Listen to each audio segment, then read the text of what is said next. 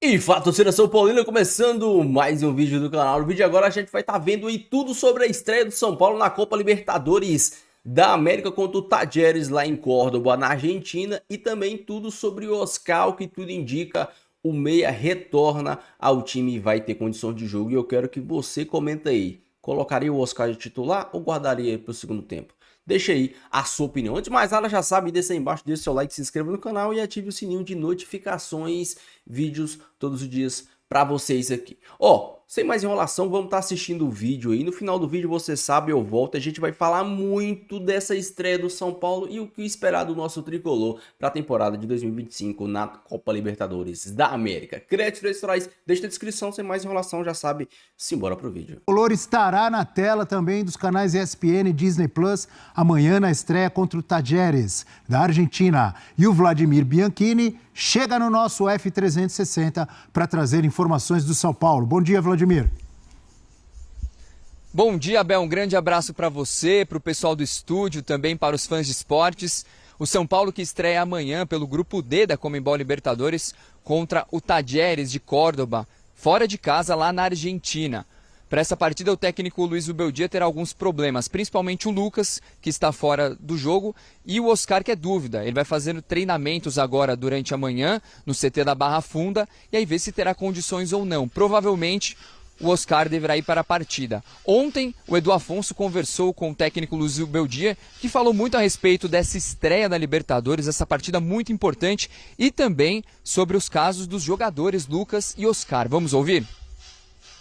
Ir pensando qué acontece si ellos no están, si Luca o Oscar o algún otro no está, porque Brasileirao son 38 fechas, Libertadores son 6 mínimamente fechas, Copa Brasil posiblemente puedas avanzar 1, 2, 3 fases y después entrar en instancias finales. Entonces, cuando uno cuenta todos los juegos, es imposible que ellos estén todos. Son jugadores importantes. En el caso de Oscar es posible que llegue a Talleres, en el caso de Lucas no.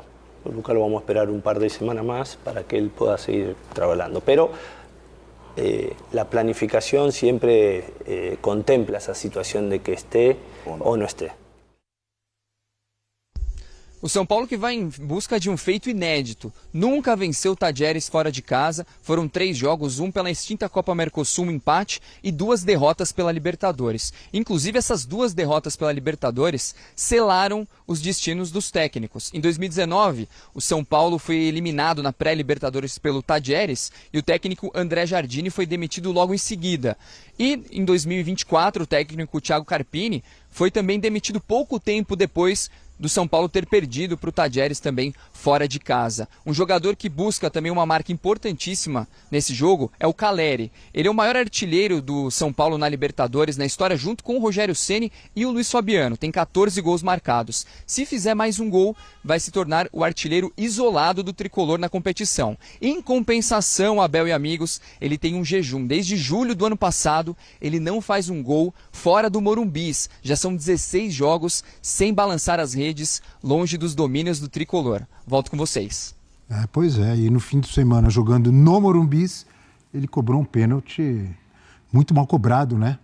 No empate 0-0 contra o Sport. Muito obrigado, Vladimir Bianchini, trazendo informações do São Paulo. Andrezito, o tricolor estreando contra o Talleres, precisando de afirmação, de bom futebol, de bom resultado, né? Porque muito cobrado, foi eliminado, tudo bem, com um pênalti duvidoso, no mínimo duvidoso, ali na semifinal contra o Palmeiras. Começou mal no Brasileirão e o Zubeldia está sendo cornetado. E aí até trazendo o que o Eugênio tinha mencionado no começo do programa, a sombra do Dorival, né? Isso inevitavelmente aumenta a pressão por tudo o que representa, embora eu ainda sou um dos que defende o trabalho do Zubeldia. Acho que com todas as dificuldades que teve por lesões na última temporada, fazendo bons duelos no mata-mata contra equipes que eram melhores e de maior poderio financeiro que o São Paulo, caindo para o Atlético Mineiro e para o Botafogo na própria Libertadores. Mas também a gente, apesar desse saldo falando de um trabalho como um todo, o momento do São Paulo já não é bom há algum tempo. Você teve alguns momentos na temporada, aquele segundo tempo contra o Corinthians, talvez tenha sido o melhor momento do time na temporada, quando jogou com os 4 na frente, com muita intensidade, tomou conta do jogo, mas ali é um recorte. E o São Paulo que entrou de férias, né, muito antes, na reta final do Campeonato Brasileiro. E a gente estava falando dessa de priorizar, né, para o Corinthians, para o São Paulo, a situação também é bem complicada, porque eu vejo um time titular bem forte, bem capaz, sinceramente, de enfrentar qualquer um. Para mim, o São Paulo tem que ser encarado como um candidato a Libertadores, embora não esteja desempenhando como tal nas últimas semanas, mas olhando o potencial desse time, acho que o técnico que tem, eu vejo com essa condição, mas é um time que tem um elenco curto. Até o Zubeldia falava na entrevista, né, que deu pra gente, em relação à questão do calendário. Eu não consigo ver o São Paulo, por exemplo, brigando para título de Campeonato Brasileiro. Não consigo enxergar essa possibilidade e avançando nas competições de mata-mata. Se reforce muito no meio do ano, né? Exato. Quando abrir a janela. Exatamente. Mas eu vejo o São Paulo, para mim, tendo que priorizar a Libertadores. Assim, esse, para mim, tem que ser a prioridade do São Paulo, pensando na força que tem esse time, mas a falta de profundidade para lutar pelo Brasileiro. E como o elenco é curto, né, Dom, que muitas vezes, com os desfalques, o time fica curto. O São Paulo hoje tem um time curto. Se você já não tem professor. O Lucas e o Oscar, aí falta aquele viço que desse ano só apareceu uma vez, naquele jogo contra o Corinthians. E mesmo naquele jogo, nem foi o jogo inteiro. O primeiro tempo foi equilibrado, né? Então você tem essas lembranças. Eu também entendo que o trabalho do Zubeldia, aí a gente discute muito isso, né, Abel? O técnico mandar embora, não sei o quê. Eu sempre falo, tem que mandar embora o trabalho esgotado, trabalho que você não vê mais futuro. Não é o caso do trabalho do Zubeldia. Mas ele precisa retomar isso logo, porque a gente está entrando em abril e a verdade é que o torcedor São Paulino não vê esse time jogar. E aí eu acho que no ano passado, um pouco ali por inércia, sabe? O São Paulo já não brigava mais nada, aquele fim de Brasileiro, houve uma desmobilização. Mas nesse ano o futebol do time não apareceu. Então tem que dar resposta, tem que dar resposta logo. Mas sem Lucas e Oscar... É pesado. Fica mais difícil. Mas tentar fazer uma boa partida, onde, aliás, o São Paulo não se dá bem, né? O São Paulo, o Vladimir trouxe os números, é uma coisa impressionante. O São Paulo não joga bem contra o Tadieres fora de casa. Joga bem até com os gigantes do futebol argentino. O São Paulo tem um retrospecto melhor em Buenos Aires contra gigantes do que propriamente contra o Tadieres. E tem que quebrar isso, porque o grupo também não é dos mais fáceis. Você tem o Libertad, quem que é o outro? Aliança Lima. E Aliança Lima. Que tirou boca. Você tem camisas aí. Não é aquele grupo que você diga, tem um que vai apanhar de todo mundo. Haverá uma distribuição de pontos. Então, nesse sentido, é muito importante trazer pelo menos um pontinho, para começar com essa confiança que o Zubeldia tanto precisa.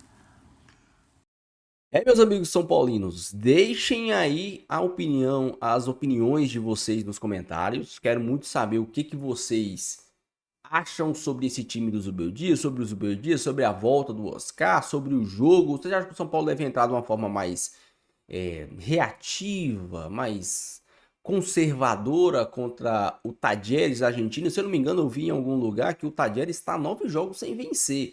A fase do Tadieres também não tá lá essas coisas. Então, eu quero que você comente aí. Você acha que o São Paulo deveria entrar com 3 volantes?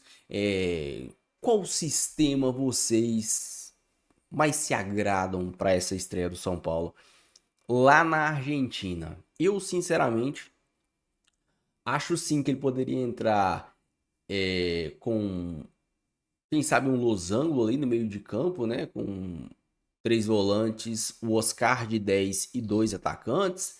Mas acho que ele vai dar um jeito de continuar com o sistema de 3 zagueiros. Eu só espero que, mesmo com o sistema de 3 zagueiros, ele coloque o Oscar e coloque um time talvez mais pesado, um time com Calleri e André Silva no ataque, né? Um time onde seja um time combativo lá na frente. Eu sei que muitos de vocês estão pedindo a saída do Calleri, acho sim que o André Silva merece mais oportunidades, mas especificamente para esse jogo da Argentina, esse jogo tende a ser um jogo muito corporal, muito combativo, um jogo de embate físico, um jogo muito pegado.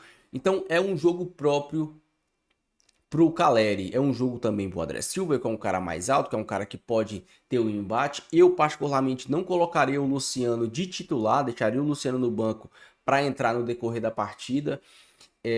O Luciano não vive uma boa fase, deu aquele chilique lá, e assim, em jogos desse tipo, jogos físicos, o Luciano tende a sumir. Então, o time todo não tá em boa fase. Aqui não é nem nada contra o Luciano, né? O time todo não tá em boa fase. Talvez o ponto forte do São Paulo seja o Rafael, que tá fazendo boas defesas, e a lateral esquerda com o Enzo, que tá jogando um bom futebol. Eu, sinceramente, acho que o São Paulo pode, pelo time que tem e pela fase, conseguir um bom resultado lá. Um empatezinho, 1-1, 0-0. Quem sabe, dependendo, você achar um gol. Não acho que é um jogo, esse jogo em específico, não acho que é um jogo pro Rian Francisco. Esses jogos assim na Argentina, o time adversário costuma bater muito e, pô, o moleque é leve, é franzino. Talvez esse jogo em específico seja um jogo para você colocar ele nos 10 últimos minutos. Ali, para a zaga adversária vai estar toda amarelada, ele vai poder ir para cima da zaga adversária, com os caras tendo que tomar cuidado. Mas, por exemplo, o jogo de sábado era um jogo pro Rian Francisco jogar mais tempo e ele não colocou. Sinceramente, eu não entendo muito a cabeça do Zubeldia, o que ele pensa, o que ele faz. Eu acho que o ciclo dele tá se encerrando. Eu já disse aqui várias vezes, esse time do São Paulo, tecnicamente, é um time melhor que o do ano passado. A gente vê aí o Arnaldo, por exemplo, lá do Arnaldo Tirano, falando que esse time é pior, não sei o quê. Esse time ele é pior em quantidade. Ele é pior em quantidade. Mas em qualidade técnica é um time melhor. Pra mim é um time melhor. Você tinha Rato, Michel Araújo e Nestor. Desses três jogadores, você teve a chegada do Oscar e você tem o Matheus Alves que subiu da base, pô. Pra mim, o Matheus Alves tem mais potencial do que o Michel Araújo, por exemplo, que o Wellington Rato, por exemplo. E o Oscar é melhor que o Nestor. Faz mais que o Nestor. Então, esse time do São Paulo, digo e repito, é um time que corre menos, mas é um time que tem potencial de jogar mais. E é isso que o Zubeldia, por isso que o Zubeldia tá sendo cobrado. Porque esse time ele pode jogar mais. Tá sem o Lucas e tá sem o Oscar. Mesmo sem o Lucas e sem o Oscar, se ele pelo menos escalar o time de forma correta, o time pode render mais. O jogo contra o Sport, jogo contra o Sport, empate no Morumbi, ele escalou o time errado. O jogo contra o Santos, lá na Vila Belmiro, ele escalou o time de forma errada. Sabe? E aqui eu tô puxando de memória aqui. Tem muitos jogos que que o resultado passa pelo Zubeldia. Tem jogos que, por exemplo, o jogo contra o Palmeiras, o Zubeldia escalou de uma forma diferente, o time encaixou, deu certo e, graças a um erro de arbitragem e a um erro de gol do Caleri, o time não se classificou. Ok, o Zubeldia inovou, escalou de forma diferente, mas deu certo. Mas em alguns jogos, ele escala mal. E aí não é que o resultado passa pelos jogadores, o resultado passa por ele. Mas o Caleri perdeu o gol no pênalti. Gente, o pênalti saiu aos 2 minutos do jogo. O São Paulo teve 90 minutos para fazer gol. Vocês acham que vocês se contentam com um time que cria uma oportunidade de gol? Se não fizer o gol de pênalti, também não faz mais gol. Contra o Sport, uma coisa é você perder um gol, contra o Palmeiras, você perder um pênalti contra o Flamengo, Botafogo, são jogos que você não pode perder gol, que o time adversário vai te punir. Mas, pô, você vai estar jogando contra o Sport. E você perdeu um pênalti, aí também perdeu o pênalti, não vai criar mais nada aos 90 minutos de jogo. Você quer ser campeão de alguma coisa assim, dependendo de um lance? Eu me recuso a ver o time do São Paulo sendo o time de uma bola, um time de um lance, um time de um jogo. Não, só esse tipo de jogo que o São Paulo vai vencer. Não, só esse tipo de jogada que o São Paulo vai ter. Eu me recuso a acreditar nisso. Você tem laterais melhores. Você tem um meia melhor. Mas o Oscar tá machucado. O Matheus Alves, o pouco que entrou, demonstrou ter muita qualidade. Muita qualidade. Não é como se Se tivesse o Nestor e o Michel Araújo, pô, o Nestor e o Michel Araújo, eles são jogadores ok. São jogadores que não fazem a diferença. Eles são aqueles jogadores nota 6 que pega a bola, vai tocar de lá, vai fazer o básico, vai fazer o básico. O Matheus Alves, ele tenta algo diferente. Você já viu o Nestor e o Michel Araújo tentar algo diferente? O Nestor fez aquele gol contra o Flamengo lá e depois disso. O Michel Araújo teve grandes momentos pelo São Paulo, que a gente fala, Michel Araújo tem que ser titular absoluto, tá jogando muito. Então, cara, sinceramente, o time do São Paulo, digo e repito, é um time que corre menos. Fisicamente é um time pior do que o do ano passado. Porque você não tem Michel Araújo, Nestor e o Wellington Rato para correr. Mas é um time que tecnicamente joga mais. E é obrigação do Zubeldia fazer esse time jogar mais. Deixa a sua opinião, quero muito saber. Não esqueça de deixar o seu like e se inscrever no canal. Fiquem com Deus, até o próximo vídeo. E valeu!